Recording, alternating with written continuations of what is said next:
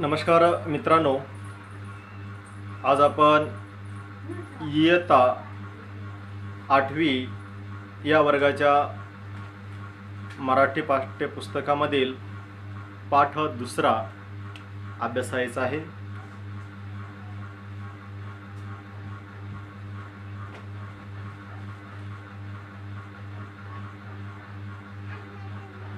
पाठ दुसरा. मी चित्रकार कसा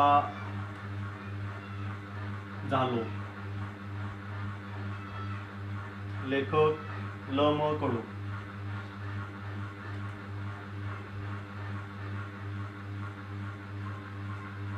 मी चित्रकार कसा झालो. मागील पिरियडमध्ये आपण लेखकाचा परिचय, त्यांचे साहित्य संपदा, साहित्य कृती, तसेच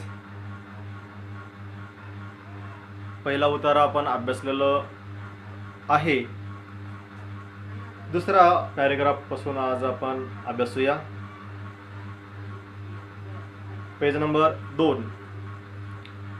आता तुम्हाला माझीच गोष्ट सांगतो. माझं प्राथमिक शिक्षण एका लहानशा खेड्यात झालं. माझं खेडं अतिशय निसर्गरम्य आणि सुसंस्कृत होतं. बघा, लेखक या अगोदर निसर्ग म्हणजेच काय आणि निसर्गाविषयी त्यांनी विचार पहिल्या उतार्यामध्ये व्यक्त त्यांनी केलेला आहे. निसर्गाला आपण डावलून चालणार नाही हे त्यांनी या ठिकाणी व्यक्त केलेलं आहे. आणि आता मात्र ते म्हणतात की माझी स्वतःचीच तुम्हाला इथं गोष्ट सांगतो. आणि ते सांगू लागले, आता तुम्हाला माझीच गोष्ट सांगतो, म्हणून ते स्वतः निवेदन करत आहेत लेखक इथं. माझं प्राथमिक शिक्षण एका लहानशा खेड्यात झालं. लेखक सांगत आहेत, माझं जे प्राथमिक शिक्षण होतं ते शिक्षण एका लहानशा खेड्यामध्ये झालेलं आहे. माझं खेडं अतिशय निसर्गरम्य आणि सुसंस्कृत होतं. लेखक सांगू लागले, माझं खेडं कसं होतं? अतिशय निसर्गरम्य आणि सुसंस्कृत होतं. निसर्गरम्य आणि सुसंस्कृत. आता हे दोन शब्द, निसर्गरम्य या शब्दाचा म्हणजे निसर्गाने सौंदर्य पूर्ण नटलेलं असं असणारं निसर्ग. निसर्गामधील मग नदी आहे, पर्वत आहेत, झाडी झुडपे इत्यादी सर्व निसर्गामधील येणारे आहे सर्व घटक. हे निसर्गरम्य म्हणजे अत्यंत सौंदर्य असे असणारे काही निसर्गामध्ये गोष्टी, त्याला निसर्गरम्य असं म्हटलं जातं. सुसंस्कृत होतं. सुसंस्कृत म्हणजेच काय? सुसंस्कृत म्हणजे ज्यामध्ये संस्कारित असे काही लोक राहतात असं असणार, त्याला सुसंस्कृत असं म्हणण्यात आलेलं आहे. आणि घनदाट जंगल, दुथडी भरून वाहणारी नदी म्हणजे खेड कशा प्रकारचं होतं? अतिशय रम्य, निसर्गरम्य, सुसंस्कृत आणि घनदाट जंगल म्हणजे घनदाट जंगल त्या ठिकाणी होते. दुथडी भरून वाहणारी नदी म्हणजे दुथडी म्हणजेच काय? नदी पूर्ण काठोकाठ भरून वाहणाऱ्या नद्या तिथं होत्या. निळे डोंगर, हिरवी रानं, निळे डोंगर होते. त्यानंतर हिरवी रानं. हिरवी रानं म्हणजेच काय? ज्या ठिकाणी शेती आणि शेती खूप बहरलेली, हिरवं जिकडं बघावं तिकडं पीक असलेलं अशा प्रकारचं हिरवी राने. अवघा आनंदी आनंद. अशा वातावरणात माणसातली सर्जनशीलता उफाळून आली नाही तर नवलच. म्हणजेच अवघा आनंदी आनंद असे ते लेखक म्हणतात. म्हणजे जिकडं पाहावं आनंद असं वातावरण होतं. आणि मग अशा प्रकारच्या वातावरणामध्ये माणसामधील सर्जनशीलता, आता सर्जनशील म्हणजेच काय? नवनिर्मिती असणारी, नवीन विचार, नवीन मूल्ये, अशा प्रकारचं नवीन विचार वगैरे, नवनिर्मिती, नवीनता जी आहे त्याला नवनिर्मिती जी आहे त्याला सृजनशील असं म्हणलं जातं. आणि सृजनशीलता उफाळून आली नाही तर नवलच. माणसाच्या मनामधील नवनिर्मिती जी आहे ती उफाळून नाही आली तर मग ते नवल असं म्हणावं लागेल असं इथं लेखक म्हणतात. माझा एक मित्र होता. आम्हाला खूप वाटायचं की आपण चित्र काढावीत, पण काय करणार? आमच्याकडे कसलीच साधनं नव्हती. लेखक म्हणतात माझा एक मित्र होता असं ते सांगत आहे तिथं. आणि ते म्हणतात, आम्हाला खूप वाटायचं की आपण चित्र काढावीत, पण काय करणार, आमच्याकडे कसलीच साधनं नव्हती. लेखक म्हणतात, आमच्याकडे चित्र काढण्याचं कसलंही साधन नव्हतं, पण आमच्या मनामध्ये चित्र काढावं असं मनातून वाटायचं असं लेखक सांगतात इथं. पेन्सिल, रंग, ब्रश हे तर सोडाच, साधा कागदही नव्हता. म्हणजे बघा, साहित्य चित्र तर लेखकाला काढायचे आहेत, पण अशा प्रकारचे कुठलंही साधन लेखकाकडे नव्हतं, जे की पेन्सिल आहे, रंग आहे, ब्रश आणि साधा कागदसुद्धा नव्हता. अभ्यासाची एकच वही, पाटीवर लिहिण्याची एकच पेन्सिल. बघा, पूर्वीचं शिक्षण जे आहे तर अशा प्रकारचं, पण त्यामध्ये सुद्धा जे जिद्द करून शिकले तर ते खूप मोठ्या पदावर गेलेले आपल्याला दिसून येऊ शकतात. आणि मग इथं लेखक सांगतात की अभ्यासाला काय, एकच वही आणि पाटीवर लिहिण्याची एक पेन्सिल, इतकं. तिचे तुकडे झाले तरी सांभाळून वापरावे लागायचे. आता त्या पेन्सिलचे तुकडे व्हायचे, मग ते पेन्सिल तुकडे झालेले सुद्धा पेन्सिल सांभाळून ते वापरायचे आणि ते लिहायचे त्या पेन्सिलने. पाटीवर लिहिण्याची एक पेन्सिल, तिचे तुकडे झाले तरी सांभाळून वापरावे लागायचे. दुसरी मिळण्याची शक्यता नव्हती. शिवाय सगळ्यात मोठी अडचण किंवा धाक असा होता की चित्र काढलेली ना मास्तरांना आवडायची ना घरातल्यांना. वात्रटपणा वाटायचा. आता इथे लेखक सांगतात की असं होतं की त्यावेळेस चित्र काढणं हे चांगलं लक्षण असं मानलं जायचं नाही. वात्रटपणा वाटायचा असं इथं सांगण्यात आलेलं आहे. कारण चित्र हे काढत बसल्यानंतर हा अभ्यास करत नाही आहे असं गृहीत धरलं जायचं. आणि मग ते घरातल्या मंडळीलाही आवडायचे नाहीत आणि शिक्षकांना सुद्धा. वैशाख महिन्यातलं ऊन करपवून टाकणारं असायचं. आम्ही गावातली सगळी मुलं नदीच्या डोहात जाऊन पडायचो. लेखक सांगू लागलेले आहेत आता, वैशाख महिन्यातलं ऊन करपून टाकणारा म्हणजे उन्हाळा हे समजा असं. आम्ही गावातली सगळी मुलं नदीच्या डोहात जाऊन पडायचो. आता खेडगाव आणि सर्व मुलं म्हणजेच मनसोक्त असं त्यांच्या मनाने खेळायचे आणि सर्व मुलं मित्र मिळून लेखक नदीवर जायची आणि नदीच्या डोहात जाऊन पडायचो म्हणजेच पोहायचे. अंगात गारवा भरला की पुन्हा काठावर येऊन बसायचं. पाण्यामध्ये आता नदीचं पाणी वाहतं असणारं आणि पूर्वीच्या काळामध्ये खूप पाणी असायचं आणि मग नदीच्या त्या पाण्यात जाऊन सर्व त्यावेळेस मुलं खेळायचे, लेखक खेळायचे आणि अंग परत गारवा निर्माण झाला अंगामध्ये की पुन्हा येऊन खडकावर बसायचे आणि पुन्हा पोहायचे. अशा प्रकारे काठालगत खूप खडक होते. पाण्याच्या प्रवाहामुळं गुळगुळीत सपाट झालेले, लांब रुंद पसरलेले, आम्हाला तिथंच आमचा कॅनव्हास सापडला. आता लेखक सांगू लागले, बाहेर खडकावर ज्यावेळेस येऊन लेखक बसले तेव्हा लेखकाला खूप मोठा पसरट असा खडक दिसू लागला, सपाट झालेले आणि पाण्याच्या प्रवाहामुळं कसं झालेलं, गुळगुळीत आणि सपाट झालेलं आणि लांब रुंद पसरलेले असे खडक लेखकाला तिथं दिसले. आम्हाला तिथंच आमचा कॅनव्हास सापडला. या भल्या थोरल्या खडकावर मनसोक्त चित्र काढता येणार होती, पण कशानं काढणार तोही मार्ग सापडला. लेखकाला वाटू लागलं की आपल्याकडे कागद नाही आहे, तर खरंच इथं निसर्गानं आपल्याला इथं कागद निर्माण करून दिला. एवढा मोठा पसरट खडक, गुळगुळीत झालेला, साप सूप असलेला असा एवढा लांब रुंद असणारा खडक आपल्याला इथं पाहायला मिळाला. आणि मग लेखक आनंदित झाले आणि यावर आपण आता चित्र काढायचं असं त्याने ठरवले. पण आता काढणार कशाने चित्र, तर त्याचाही मार्ग लेखकाला इथं सापडलेला आहे. आमच्या त्या भागात तांबूस रंगाचा मुरुम असतो, शिवाय पिवळट रंगाचे दगडही सापडतात. ते दगड आपटले की त्याची पिवळी पिवळी फक्की पडते. आता लेखक सांगू लागलेले आहेत. म्हणजेच त्या भागामध्ये कशा प्रकारचं तांबूस रंगाचा मुरुम होता. तांबूस म्हणजे लालसर अशा असणारा आणि पिवळट रंगाचे दगडही सापडत. आता पिवळट रंगाचे थोडेसे मऊ असणारे लहान लहान दगड सापडायचे आणि ते दगड आपटले की त्याची पिवळी पिवळी फक्की पडते. म्हणजे त्या दगडाची जी आपटल्यानंतर त्याच्यामधून पिवळा रंग म्हणजे त्याची फक्की म्हणजे लहान लहान कण त्याचे एकत्र करून जसं माती जसं असते तसं त्याचं खाली पडलं जायचं. अगदी पिठासारखी असते. हवं तसं पाणी घातलं की पिवळा रंग तयार. पहा, नैसर्गिक पद्धतीनं, नॅचरल पद्धतीनं हा रंग त्यांनी तयार केला आणि मग त्याच्यामध्ये पाणी घालून रंग पिवळा तयार त्यांनी केला. मुरमाचा खडा ओला करून घेतला आणि खडकावर चित्र रेखाटणं सुरू झालं. आणि त्यांनी काय केलं, मुरुमाचा खडा ओला करून घेतला आणि खडकावर चित्र रेखाटणं सुरू झालेलं आहे. त्यांनी काय केलेलं आहे, मुरुमाचा खडा त्यांनी मुरुमाचा खडा ओला करून घेतला आणि खडकावर चित्र रेखाटणं सुरू झालं. आणि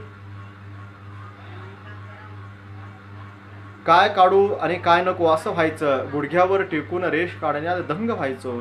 रेषा काढीत हातभर पुढं सरकल्यावर मागे वळून पाहावं तर रेषा वळून लाल जर्द झालेल्या असायच्या. आणखी सुरसुरी यायची. तापलेल्या खडकावर टेकून टेकून गुडघ्याची सालटं गेलेली लक्षातच यायची नाहीत. बघा, लेखक त्या खडकावरती त्या छोट्या छोट्या असणारे वेगवेगळ्या रंगाचे असणारे जे काही खडे आहेत त्याच्यानी चित्र रेखाटायला त्यांनी सुरुवात केलं. आणि रेखाटत त्याच्यावर गुडघ्यानं टेकून जायचं. ते चित्र काढत असताना त्यांना भान राहायचं नाही आणि त्यामुळं मग त्यांच्या गुडघ्याचे साल्टंसुद्धा निघून जायचे. त्याचं ते लक्षात लेखकाच्या यायचं नाही. मग उभ्या खडकावर चित्र काढणं सुरू झालं. काही दिवसांनी वाटायला लागलं की यात रंग भरावेत, पण ते कुठून आणणार? त्या दिवसात काटे सावर फुलते, लाल भडक होते. आता लेखकाला वाटू लागलं आपण जे चित्र काढलेले आहे त्याच्यामध्ये रंग भरला पाहिजे, पण आता रंग आणायचा कुठून? मग लेखकाला परत आणि निसर्गाकडनं त्यांना प्रेरणा मिळाली की काटेसावर नावाचा असणारं जे काही वनस्पती त्याला येणारे जे काही फुलं आहेत त्याचे लाल भडक फुलं येतात आणि मग त्याच्यापासून ते रंग करण्याचं ठरवलं त्यांनी. तिच्या फुलातले पराग पाण्यात चुरगाळले की जांभळा रंग मिळतो. बघा, काटेसावर या फुलाच्या झाडापासनं ते फुलं लालभडक दिसतात आणि पण त्याच्यामधला जो काही पराग आहे तो पाण्यात चुरगाळला की जांभळा रंग तयार व्हायचा. शेंद्री नावाच्या वनस्पतीच्या बोंडातल्या बिया भगवा रंग देतात. आता बघा, शेंद्री नावाची वनस्पती त्याच्यामधील केशरी किंवा भगवा जो काही रंग आहे त्यांनी त्याच्यापासून तयार केला. काही पानाचा हिरवा केला, म्हणजे काही वनस्पतीच्या पानापासून त्यांनी हिरवा रंग तयार केला. चुन्याचा पांढरा, कुंकवाचा लाल आणि दगडाचा पिवळा होताच. त्यांनी मग चुन्याचा पांढरा रंग, कुंकवाचा लाल आणि दगडाचा पिवळा होताच. चुनाही वापरला त्यांनी, त्याच्यापासून पांढरा रंग, कुंकवाचा लाल रंग त्यांनी केला आणि दगडाचा तर पिवळा रंग तयार होताच. बांबूची कोवळी काडी घेऊन पुढचं टोक खेचलं की त्याचा ब्रश व्हायचा. आता ब्रश पाहिजे आपल्याला तर त्यावेळेस बांबू राहायची, कोवळी काडी घ्यायची बांबूची आणि पुढचं जे काही टोक आहे त्याचं ते टोक दगडावर ठेवून ठेसायचं आणि त्याच्यापासून त्याचा ब्रश तयार करायचे. तहानभूक हरपून आम्ही दगडावरचे चित्र रंगवत बसायचो. म्हणजे लेखक इथं सांगत आहे, तहानभूक हरपून आम्ही दगडावरचे चित्र रंगवत बसायचो. नजर जाईल तिथपर्यंत चित्रच चित्र. थोड्या दिवसांनी पाऊस यायचा, नदी व्हायला लागायची, आमची चित्र नदीच्या पोटात गडप व्हायची. म्हणजे पुन्हा पाऊस यायचा, परत तेवढे त्यांनी जेवढे चित्र काढलेले आहे ते पावसाच्या पाण्यानं परत ते धुवून जायचे. मी जे काही व्यक्तिगत सांगतो आहे ते एक उदाहरण आहे. निसर्ग किती परिणाम आपल्याला देत असतो ते लक्षात येईल. मला इतकंच म्हणायचं आहे की साधना नाहीत म्हणून अडून बसण्याचं कारण नाही. तुमच्या इच्छा तीव्र असतील तर साधनाशिवाय साधना करता येते. लेखकांनी ते एक महत्त्वपूर्ण विचार इथं सांगितलेला आहे की जर आपल्याकडे एक व्यक्तिगत मी सांगत नाही असं इथं म्हणतात. लेखक सांगत आहेत की जर तुम्हाला कुठली गोष्ट करायची असेल, तुम्हाला काही साध्य करायचं असेल तर साधन नाही म्हणून चिंता करत बसायचं नाहीये. तुमच्या मनामध्ये तीव्र जर ती इच्छा जर असेल तर तुम्ही कोणतंही कार्य करू शकता आणि निसर्ग तुम्हाला सहकार्य करतो, त्याच्यामधून तुम्हाला मार्ग सापडतो असं इथं लेखक सांगतात. म्हणजे साधनाशिवाय साधना करता येते असं इथं लेखकांचं म्हणणं आहे. आता हेच पहा, श्रावण सरता सरता पाऊस कमी व्हायचा पण नदी वाहतच असायची. आमचा कॅनव्हास म्हणजे खडक मोकळा व्हायला पार चैत्र महिना उधळायचा. तोवर काय करायचं, त्यातूनच आम्हाला मातीचा नाद लागला. लालभडक मौशार माती हाताला लोण्यासारखी वाटायची. मूर्ती कराव्यात असं ठरलं, पण हा मातीचा खेळही लपून छपून करावा लागे. आता पूर्वीची हे खेड्यामधील असणारे वातावरण लेखक इथं सांगत आहेत आणि लेखक म्हणतात की मूळशार असणारी माती, म्हणजे नदीतून वाहत येणारी जी काही अत्यंत मऊ असणारी अशी माती असायची, त्या मातीमध्ये लेखकांना खेळावं वाटायचं. लहान मुलं तिच्यामध्ये खेळायचे. त्या मातीपासून काही वेगवेगळ्या प्रकारचे मूर्त्या वगैरे बनवायचे, किंवा त्या मातीपासून काही काही बनवण्याची त्यांची इच्छा राहायची, बनवायचे. आणि हे बनवत असताना मोठ्या माणसांना तेही त्यांच्यापासून चोरून ते बनवावं लागायचं, कारण ते अशा प्रकारचं मातीत खेळणंही त्यावेळेस माणसं करू द्यायचे नाहीत. मोठे माणसं कसं करू द्यायचं नाहीत, आगाऊपणा असा वाटायचा. बघा, मूर्ती कराव्यात असं ठरलं, पण हा मातीचा खेळ लपून छपून करावा लागेल. कधी गोठ्याच्या मागच्या बाजूला, नाहीतर गावातील मंदिराजवळच्या बकुळीच्या झाडाखाली आमचा उद्योग चालायचा. आता लेखक सांगतात इथं गोठ्याच्या म्हणजे असणारं पाठीमागे वगैरे हे सगळे त्यांचे लहान मित्र वगैरे मिळून तिथं बनवायचे. किंवा ते सांगतात गावातील मंदिराजवळच्या बकुळीच्या झाडाखाली, बकुळी फुलं, त्या बकुळीच्या झाडाखाली म्हणजे बकुळीच्या झाडाखाली हा उद्योग चालायचा. मूर्ती करून वाळत ठेवल्या की काही काळानं त्यांना तडे जाऊन ढासाळायच्या, हिरमोड व्हायचा. त्यावर काहीतरी उपाय शोधायलाच हवा होता. बघा, आता लेखक, त्यांचे मित्र ती मूर्ती त्यांनी चिखलापासून निर्माण करायची, तयार करायची, पण काही वेळानंतर त्या मूर्त्यांना तडे जायचे आणि आपोआप त्या मूर्त्या खाली गळायच्या. त्यामुळं लेखक परत त्या यावर आणि मार्ग शोधण्यासाठी त्यांनी सुरुवात केली, आणि त्यांनी मार्ग शोधायला सुरुवात केली यावरती. त्यावर काहीतरी उपाय शोधायलाच हवा होता. विचार करता करता लक्षात आलं की गाईचं शेण ओलं असताना जसं असतं तसंच ते वाळल्यावरही राहतं. त्यांच्या लक्षात आलं की गाईचं शेण, त्यांच्या लक्षात आलं, ओलं असताना जसं असतं म्हणजे ते वाळल्यानंतर सुद्धा ते तसंच राहतं, हे त्यांच्या लक्षात आलं. वाळल्यावरही राहतं, त्याला तडे जात नाहीत. आम्ही शेण मातीत मळून घेतलं. लेखकांनी काय केलं, ते गाईचं शेण मातीमध्ये मळलं आणि त्यापासून तिने मूर्ती तयार करायला सुरुवात केली. आता मूर्ती थोड्या टिकायला लागल्या तर ही जास्त दिवस झाल्यावर बारीक बारीक तडे जाऊन ढलप्या पडायच्या. पुन्हा विचार सुरू. त्याने जी मूर्ती बनवली मातीपासून, पूर्वीला मातीचंच बनवलं तर त्याचे तडे जाऊ लागले होते. मग त्यांनी ठरवलं की गाईचं शेण जे आहे ते शेण त्यांनी त्या मातीमध्ये मिसळून मळून घेतलं आणि त्याच्यापासून मूर्ती तयार केल्या. मग तेव्हा मात्र त्या मूर्त्यांना तडे जायचं राहून गेलं, म्हणजे तडे जायचं रोखलं गेलं. मग जास्तीत जास्त दिवस ते मूर्त्या टिकू लागल्या, पण कालांतराने त्यांनाही तडे जाऊ लागले. मग लेखकांना विचार पडला, ते विचार करू लागले. आमच्या गावात आठवडी बाजार भरायचा, महादू आयते कपडे विकायला यायचा. बघा, आता खेडेगावामध्ये आठवडी बाजार असतो आणि मग लांबून काही व्यापारी वगैरे कपडे हे ते इत्यादी काही वस्तू विकण्यासाठी त्या खेडेगावामध्ये जे आठवडी बाजार भरतो तिथे येत असतात. आणि मग इथंही आठवडी बाजार भरतो असे इथे लेखकांनी सांगितलेलं आहे. आणि यामध्ये महादू आयते कपडे विकायला यायचा. सगळा डोंगर भाग, म्हणजे काय होता, सगळा डोंगर भाग होता. सगळा डोंगर भाग फक्त पायवाटा. आता डोंगराळ भाग होता आणि मग रस्ते कसे होते, पायवाटा असे त्याला सांगितलेलं आहे. सगळा डोंगर भाग फक्त पायवाटा. पायवाटा म्हणजेच कसं काय, नाही, जसं आपण शेतामध्ये जाऊन वगैरे जे वाटा तयार झालेले असतात त्याला पायवाटा असं म्हणलेलं आहे. तो आपला माल घोड्यावर लादून आणायचा. नांदरुकीच्या झाडाची दाट सावली पडायची. तो काय करायचा, तो आपला माल घोड्यावर लादून आणायचा आणि नांदरुकीच्या झाडाची दाट सावली पडायची. नांदरुक म्हणायचं एक झाड असतं, त्या झाडाची सावली दाट पडायची. तो झाडाच्या मुळेला घोडा बांधून ठेवायचा. आम्हाला घोड्याची लीद दिसली. लीद म्हणजे घोड्याचं शेण. बघा, आणि त्या झाडाखाली मुळेला तो घोडा बांधून ठेवायचा आणि मग त्या घोड्याचं जे शेण असायचं त्याला लीद म्हणलं जातं. आणि मग ते लीद, त्यात बरेच धागे धागे दिसत होते. हे धागे माती धरून ठेवतील असा विचार करून आम्ही तो प्रयोग केला. लेखकांना बघा कल्पना सुचली की ही जी काही घोड्याची लीद आहे त्याच्यामध्ये धागे धागे असल्यासारखं त्यांना दिसलं. आणि मग त्यांना लक्षात आलं की हे जर आपण मातीत मळून जर मूर्ती तयार केली तर निश्चितच मूर्तीला तडे जाणार नाहीत असं त्यांना वाटतं. आणि मग त्यापासून त्यांनी तशा प्रकारचे ते लीद आहे ती लीद मातीमध्ये मळून मग त्यांनी त्यापासून मूर्ती करण्याचं ठरवलं.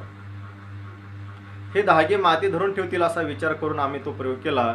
आता आमच्या मूर्तींना बिलकुल तडे जात नव्हते. केवढा आनंद झाला हे मला शब्दात सांगता येणार नाही. मग लेखक सांगू लागले की आता आम्ही जी काही मूर्ती बनवत होतो त्या मूर्तीला अजिबात तडे जात नव्हते. म्हणून आम्हाला खूप मोठा आनंद या ठिकाणी झालेला आहे असे इथं लेखक सांगू लागले. केवढा आनंद झाला या ठिकाणी त्याचं वर्णन करता येत नाही अशा प्रकारचे इथं लेखक म्हणले. हे धागे माती धरून ठेवतील असा विचार करून आम्ही तो प्रयोग केला. आता आमच्या मूर्तींना बिलकुल तडे जात नव्हते. केवढा आनंद झाला हे मला शब्द सांगता येणार नाही. लेखक सांगू लागले की बघा, लहान मुलांचं जे काही वय असतं, लहान मुलं नवीन नवीन प्रयोग करून पाहत असतात आणि मग यामध्ये त्यांचा जो काही छंद होता की मूर्ती घडवणे, चित्र काढणे वगैरे, त्यांनी असं निसर्गामधून त्यांनी सगळं साहित्य इथं एकत्र करीत होते. त्यांच्या मनामध्ये प्रबळ अशी इच्छा होती आणि निसर्गाकडनं त्यांना हे अशा प्रकारचं जे काही या ठिकाणी साधनं पाहिजेत ते साहित्य पुरवलं जात होतं आणि त्यांनी कल्पक बुद्धीनं नवीन नवीन साहित्य निर्माण करून त्याच्यापासून जे आपली मूर्ती बनवण्याची इच्छा आहे ती पूर्ण करत होते किंवा चित्र काढण्याची इच्छा आहे ती पूर्ण करत होते अशा प्रकारचं. आणि त्या घोड्याच्या मातीमध्ये मिळवून जे काही मूर्ती निर्माण त्यांनी केली, तयार केली, तेव्हा त्या मूर्तींना अजिबात तडे जात नव्हते. त्यामुळे लेखकाला इथं खूप आनंद झाला असे ते लेखक म्हणतात. केवढा आनंद झाला हे मला शब्दात सांगता येणार नाही. मी माध्यमिक शाळेत असताना आर्किमिडीज या शास्त्रज्ञाचा धडा वाचला. आता लेखक सांगत आहे तिथं, मी माध्यमिक शाळेत असताना आर्किमिडीज या शास्त्रज्ञांचा धडा वाचला. लेखक माध्यमिक शाळेत असताना आर्किमिडीज या शास्त्रज्ञाचा धडा वाचला.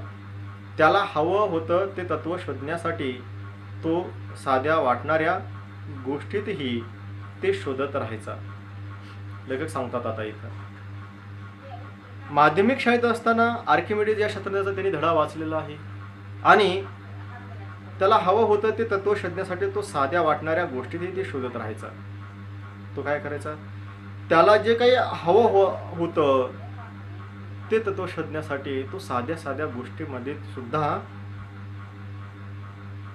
शोधत राहायचा असं सांगितलं आहे. जे काही साध्या गोष्टी असतील तर त्याला जे पाहिजे ते त्याच्यामध्ये तो शोधत राहायचा. बघा, म्हणजे हे माणसाच्या मनामध्ये असणारी जी काही जिज्ञासू वृत्ती आहे त्या वृत्तीचे इथं वर्णन लेखक इथं करतात.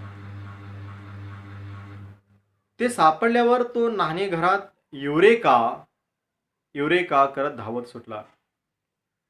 बघा, त्या आर्किमिडीज जो काही शास्त्रज्ञ आहे त्या शास्त्रज्ञाला त्याला जे हवं होतं म्हणजे हवं असलेलं ते साध्या साध्या गोष्टी सुद्धा तो शोधत राहायचा, प्रयत्न करत राहायचा आणि त्याला जे तत्व पाहिजे होतं ते शोधल्यानंतर म्हणजे सतत असा विचार करत राहायचा, छोट्या छोट्या गोष्टीमध्ये तो शोधत राहायचा, विचार करत राहायचा आणि त्याला हवं होतं ते तत्व शोधण्यासाठी तो साध्या वाटणाऱ्या गोष्टीतही ते शोधत राहायचा. ते सापडल्यावर तो न्हाणीघरातून युरेका युरेका करत धावत सुटला. मग त्याला सापडलं आणि त्याच्या लक्षात आलं. मग त्या अशा वेळेस तो न्हाणीघरात असताना सुद्धा तो युरेका युरेका म्हणून असं तो त्या न्हाणीघरामधून धावत सुटलेला आहे. तेव्हा माझ्या लक्षात आलं या ठिकाणी बघा, तेव्हा माझ्या लक्षात आलं की आपल्यालाही तेवढाच आनंद झाला होता जेव्हा मूर्तींना तडे जाण्याचं थांबलं होतं. आपल्यापुरता का होईना पण एक तो शोध होता. निश्चितच बघा, लहान मुलांना नाविन्यता शोधण्याचा छंद असतो. माझे राष्ट्रपती आपल्या भारताचे असणारे APJ अब्दुल कलाम साहेब हे सुद्धा म्हणायचे की विद्यार्थी हे शास्त्रज्ञ आहे, कारण त्यांच्याकडे प्रश्नांचा भंडार आहे, ते संशोधन करू शकतात. आणि म्हणून इथं सुद्धा या मुलांनी, लेखक आणि इतर जे काही मुलं आहेत यांनी सुद्धा असा जो काही छंद आहे तो छंद जोपासला आणि त्यापासून त्यांनी असं एक नाविन्यता इथं शोधून त्यांनी दाखवलं की बघा, सुरुवातीला जे काही मातीच्या पासून म्हणजे जी काही मूर्ती घडवत होते त्यापासून त्या मूर्तींना तडे जाऊ लागले. मग त्यांनी नंतर काय केलं की ह्याच्यावर त्यांनी विचार केला गाईचं शेण त्यांना लक्षात आलं. गाईचं शेण मिसळून मातीमध्ये त्यांनी त्याच्यापासून मूर्ती घडवण्याचं त्यांनी ते सुरुवात केली. आणि त्याच्या ज्या काही मूर्त्या आहेत त्या मूर्त्या त्यांनी बनवल्यानंतर काही दिवस त्या मूर्त्यांना तडे जात नव्हते. पण कालांतराने त्यांनाही तडे जाऊ लागले. आणि त्यामुळे मग त्यांनी आणखी विचार केला, की यानंतरही आपण काहीतरी असं शोधलं पाहिजे, जेणेकरून मूर्तीला तडे जाणार नाहीत. आणि मग जे काही घोड्याची जी काही लीद आहे, ती घोड्याची लीद मात्र त्यांनी मग त्यांना दिसून आली. जी की आठवडी बाजारामध्ये एक जो महादूर नावाचा असणारा जो काही कपडे विकायला यायचा, तर तो घोडं नांदरकीच्या झाडाखाली बांधायचा आणि मग त्याच्यापासून त्यांना ती लीद लक्षात आली. आणि त्या लीदीमध्ये धागे धागे असलेले असं त्यांच्या लक्षात आलं. आणि त्या लीदपासून मग परत लेखकाने काय केलं, ते मातीमध्ये मिसळले आणि ते मातीत मिसळून मग त्याचं पासून मूर्ती बनवायला त्यांनी सुरुवात केली. आणि त्या मूर्ती मात्र नंतर तडे जात नव्हते, म्हणजे तडे जाण्याचं बंद झालं. तेव्हा लेखकाला खूप आनंद झाला. बघा, लेखकाने लहान वयामध्ये जे मनाने स्वतः जे विचार त्यांनी केला, तसा विचार करून त्यांनी एक नवीन त्यांनी जणू शोधच ते लावलेला होता. मग लेखक म्हणतात, हा माझ्या स्वतःपुरता जरी असेल, पण हा एक नवीन शोध होता. हा विचाराने, कल्पकतेने केलेला शोध होता. आणि म्हणून तो माझ्यापुरता जरी असला, आपल्यापुरता का असेना, तो मर्यादित जरी असला, तरी तो एक नवीन शोध होता. आणि मग इथं लेखकाला ते आर्किमिडीज या शास्त्रज्ञाची इथं आठवण होते. आणि तशा त्याला जसं नवीन शोध जसा लागलेला होता, त्यानं जसं विचार करायचा, तशाच प्रकारचा मलाही हा आपल्यापुरता का असेना, पण हा इथं माझा नवीन जे काही शोध आहे तो लागला आणि त्याचा आनंद मला खूप झाला, असे ते लेखक सांगतात. की त्यावेळेस जो आनंद झाला तो अवर्णनीय, शब्दामध्ये न सांगणारा असा आनंद मला इथं झाला, असे लेखक इथं सांगतात.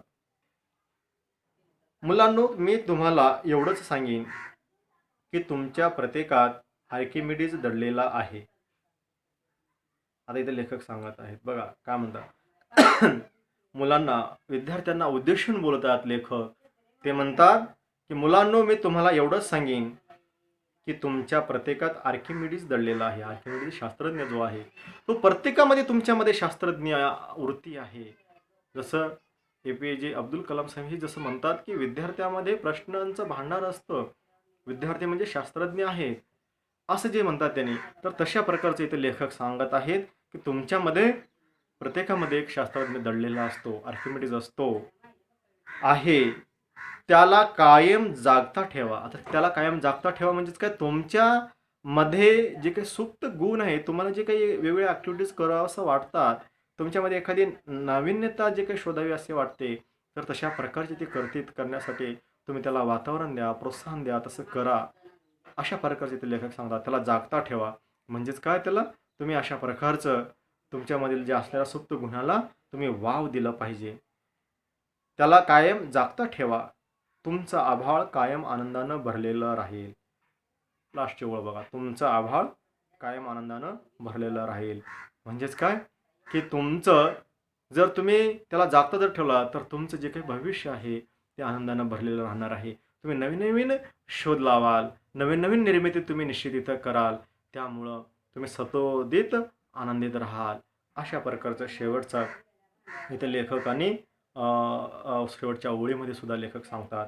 विद्यार्थी मित्रांनो, बघा, हा जो काही आपण इथं पाठ इथं अभ्यासलेला आहे, मी चित्रकार कसा झालो, यामध्ये लेखक सांगितलेलं आहे की बघा, आपल्याला साधन जरी नसतील, पण मनामध्ये जर प्रबळ इच्छा असेल, एखादी कला शिकण्याची किंवा ज्ञान घेण्याची, कोणतीही गोष्ट असू द्या, एखादी कार्य करण्यासाठीचा असू द्या, उद्योग व्यवसाय करण्यासाठीचा असू द्या, पण मनामध्ये जर प्रबळ इच्छा जर असेल, तर त्याला मार्ग निसर्गाकडून का असेना मिळू शकतो. हे इथं लेखकाने स्वतःच्या अनुभवातले काही बोल इथं त्यांनी दाखवून दिलेले आहेत.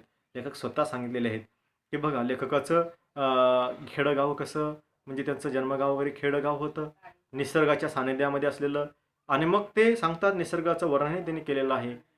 त्यांनी चित्रसुद्धा काढत असताना बघा, निसर्गामधून जे काही मिळणारे जे लहान लहान दगड आहेत, खडे आहेत, त्याच्यापासून त्यांनी रंग निर्माण केला. तसेच वनस्पतीपासून त्यांनी रंग निर्माण केला आणि चित्र काढण्याचा त्यांनी छंद पूर्ण केला आणि तेही चांगल्या प्रकारचं उत्कृष्ट पद्धतीचं. त्याच्यानंतर मूर्ती बनवण्यासाठी त्यांना मूर्ती बनवण्याचा जो काही छंद आहे तोही मूर्ती बनवण्याचा छंदही आपण मागील आता अवतारामध्ये आपण अभ्यासलेला आहेच. तर मूर्ती बनवण्याचा छंदसुद्धा आपण त्याने कशा प्रकारचं पूर्ण केला तोही आपण इथं अभ्यासलेला आहे. तेव्हा आपण साधनाशिवाय आपण साध्य जे काही आहे ते मिळवू शकतो, म्हणजे साधना करू शकतो. साधनाशिवाय साधना करता येते असा आपण अभ्यासलेला लेखक आहे. तसंच अनुभव आपल्याला सांगितलेले आहेत की जर आपल्या मनामध्ये प्रबळ इच्छा असेल तर निश्चितच आपल्याला साधन जरी नसतील तर आपण ते साधनाशिवाय आपण साधना करू शकतो. हे या पाठामध्ये सांगण्यात आलेलं आहे. फक्त आपल्या मनामध्ये प्रबळ इच्छा असणं हे महत्त्वाचं आहे. धन्यवाद.